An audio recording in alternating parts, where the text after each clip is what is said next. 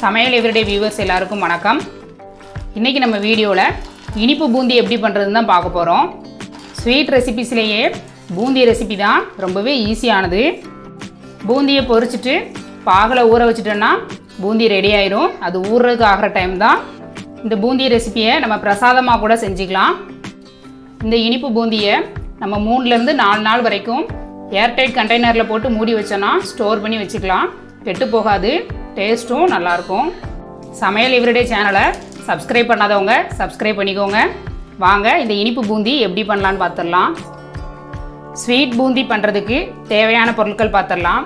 1 cup கடலை மாவு, 1 cup சர்க்கரை, 1 ஸ்பூன் நெய், 1 பிஞ்ச் அளவுக்கு சோடா உப்பு, 1/4 ஸ்பூன் மஞ்சள் தூள், 1 பிஞ்ச் அளவுக்கு உப்பு, 2 ஏலக்காவை தட்டி எடுத்து வச்சுருக்கிறேன். ஃபஸ்ட்டு பூந்தி பண்ணுறதுக்கு மாவு ரெடி பண்ணிக்கலாம். 1 கப் அளவுக்கு கடலை மாவு. இந்த பூந்தியில் நான் ஃபுட் கலர் எதுவுமே சேர்க்கலை, அதனால் ஒரு 1/4 ஸ்பூன் அளவுக்கு மஞ்சள் தூள் சேர்த்துக்கிறேன். பேக்கரியில் சோடா உப்பு சேர்த்துப்பாங்க, அதனால் நான் ஒரு பிஞ்ச் அளவுக்கு சோடா உப்பு சேர்த்துக்கிறேன். ஸ்வீட் ரெசிபிஸ் பண்ணும்போது நம்ம ஒரு பிஞ்ச் அளவு உப்பு சேர்த்துக்கிட்டோன்னா இன்னும் கொஞ்சம் ஸ்வீட் ரொம்பவே டேஸ்ட்டாக இருக்கும். அதனால் ஒரு பிஞ்ச் அளவுக்கு உப்பு சேர்த்துக்கிறேன். இது எல்லாத்தையும் கொஞ்சம் மிக்ஸ் பண்ணி விட்டுடலாம். நல்லா மிக்ஸ் பண்ணிவிட்டு நம்ம கொஞ்சம் கொஞ்சமாக தண்ணி சேர்த்து நம்ம பூந்தி மாவு ரெடி பண்ணிக்கலாம். ரொம்ப கட்டியாகவும் இல்லாமல் ரொம்ப தண்ணியாகவும் இல்லாமல் நம்ம தோசை மாவு பதத்துக்கு இதை மிக்ஸ் பண்ணி எடுத்துக்கலாம். மாவை தோசை மாவு பதத்துக்கு கரைச்சி இந்த மாதிரி எடுத்துக்கோங்க. 5 நிமிஷத்துக்கு ஓரமாக வச்சிடலாம். பாகு ரெடி பண்ணிவிட்டு அப்புறமா நம்ம பூந்தி பொரிச்சிக்கலாம். ஸ்டவ் ஆன் பண்ணி ஒரு பேன் வச்சுருக்கிறேன். சர்க்கரை பாகு பண்ணுறதுக்கு 1 கப் அளவுக்கு சர்க்கரை சேர்த்துக்கிறேன். இதே கப்புக்கு தான் நான் 1 கப் கடலை மாவு எடுத்திருந்தேன். அதே கப்புக்கு 1 கப் அளவுக்கு சர்க்கரை சேர்த்துக்கிறேன். 1/4 கப் அளவுக்கு தண்ணி சேர்த்துக்கிறேன். சர்க்கரை நல்லா மெல்ட் ஆகட்டும். இனிப்பு பூந்தி பண்ணுறதுக்கு சர்க்கரைக்கு பதிலாக வெல்லம் சேர்த்துக்கலாமான்னா சேர்த்துக்கக்கூடாது. ஏன்னா நமக்கு பாகு பதம் சரியாக கிடைக்காது. அப்புறம் நம்ம கடைகளில் வாங்கி சாப்பிட்ற அதே டேஸ்ட்டும் நமக்கு கிடைக்காது. சர்க்கரை நல்லா கரைஞ்சிருச்சு, நல்லா கொதிக்க ஆரம்பிச்சிருச்சு. இந்த ஸ்டேஜில் நம்ம எடுத்து வச்சுருக்கிற 2 ஏலக்காய் தூளை உள்ளே சேர்த்துடலாம். இதை ஒரு கம்பி பதம் வர்ற வரைக்கும் கொதிக்க வச்சிடலாம். ஒரு 2 நிமிஷம் ஆயிருக்கு, நல்லா கொதிச்சிருச்சு. இந்த ஸ்டேஜில் நம்ம பதம் செக் பண்ணிக்கலாம். பாருங்கள், ஒரே ஒரு லைன் ஃபார்ம் ஆகி கட் ஆகுது. இதுதான் ஒரே ஒரு கம்பி பதம். சரியான பதத்துக்கு பாகு ரெடி ஆயிடுச்சு. நம்ம ஸ்டவ் ஆஃப் பண்ணிடலாம். பூந்தி பண்ணுறதுக்கு சர்க்கரை பாகு ரெடி ஆயிடுச்சு. அடுத்து நம்ம பூந்தியை பொரித்து எடுத்துடலாம். ஸ்டவ் ஆன் பண்ணி பூந்தியை பொரிக்கிறதுக்கு தேவையான அளவு எண்ணெய் ஊற்றி வச்சுருக்கிறேன். எண்ணெய் நல்லா சூடாயிடுச்சு. இப்போது நம்ம பூந்தியை பொரித்து எடுத்துடலாம். பூந்தி பொரிக்கிறதுக்கு இந்த மாதிரி கண் கரண்டி தான் நான் யூஸ் பண்ணுறேன். இல்லைனா கடைகளில் பூந்தி பொரிக்கிற கரண்டின்னு விற்கிறாங்க. நீங்கள் அதை வச்சுருந்தீங்கன்னா அதை யூஸ் பண்ணிக்கோங்க. ஒரு கரண்டி அளவு மாவு எடுத்து இந்த கரண்டியில் அப்படியே ஊற்றி விட்றலாம்.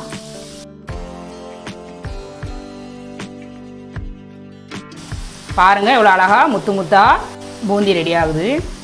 தோசைக்கு இப்படி தேய்க்கிற மாதிரி லைட்டாக தேய்ச்சி விட்றலாம். இது ரொம்ப நேரம் வேகணும்னு இல்லை, ஒரு 30லேருந்து 40 செகண்டுக்குள்ளவே ரெடி ஆயிரும். காரா பூந்தி பண்ணுறதுக்கு தான் ரொம்ப கிறிஸ்பியாக வேக வைக்கணும். நம்ம ஸ்வீட் பூந்தி தான் பண்ண போகிறோம், அதனால் இதை வெளியில் எடுத்துடலாம். பாருங்கள், நம்ம பூந்தியெல்லாம் முத்து முத்தாக ரொம்பவே அழகாக இருக்குது. ஃபஸ்ட் பேட்ச் நம்ம பூந்தியை பொரிச்சு எடுத்தாச்சு. 2வது பேட்ச் பொரிக்க முன்னாடி ஒரு 30 செகண்டுக்கு ஹை ஃப்ளேமில் வச்சு நல்லா ஆயிலை ஹீட் பண்ணிக்கோங்க. ஆயில் நல்லா ஹீட் ஆயிடுச்சு. நம்ம பூந்தியை பொரிச்சிக்கலாம். 2வது பேட்ச் பொரிக்க முன்னாடியும் நான் கரண்டியை தண்ணியில் கழுவிட்டு துணி வச்சு தொடச்சிட்டு அப்புறமா நான் பொரிக்க போகிறேன். அப்படி பொரிச்சாதான் நமக்கு பூந்தி முத்து முத்தாக கிடைக்கும். ஒருவேளை நீங்கள் ரெடி பண்ணி வச்சுருக்கிற மாவு ரொம்ப கட்டியாக இருந்துச்சு அப்படின்னா கடலைப்பருப்பு மாதிரி தட்டை தட்டையாக வந்துடும். அப்படி இருந்தால் கொஞ்சமாக தண்ணி சேர்த்துக்கோங்க.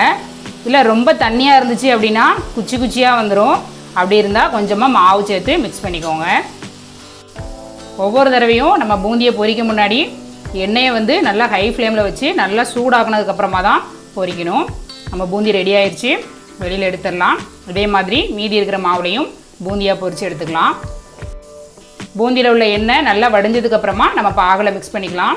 கொஞ்சம் சூடாக இருக்கும்போதே உள்ளே சேர்த்துடலாம்.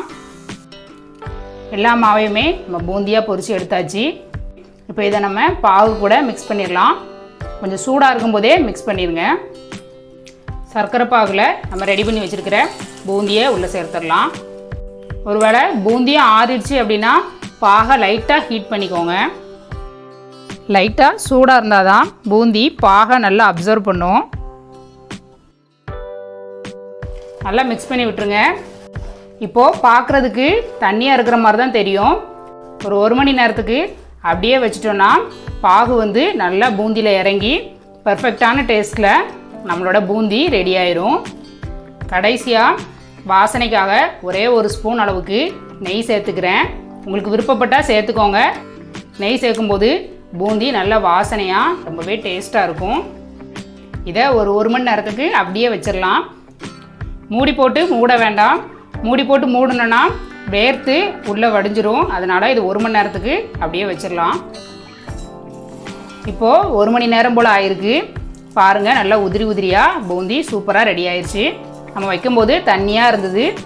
இப்போது பூந்தி பாகு எல்லாத்தையுமே நல்லா அப்சர்வ் பண்ணி சூப்பராக நம்ம பூந்தி ரெடி ஆயிடுச்சு. நீங்களும் இந்த பூந்தி ட்ரை பண்ணி பார்த்துட்டு எப்படி இருந்துச்சுன்னு கமெண்ட் பண்ணுங்கள். உங்களுக்கு இந்த வீடியோ பிடிச்சிருந்தா லைக் பண்ணுங்கள், ஷேர் பண்ணுங்கள். தேங்க்யூ.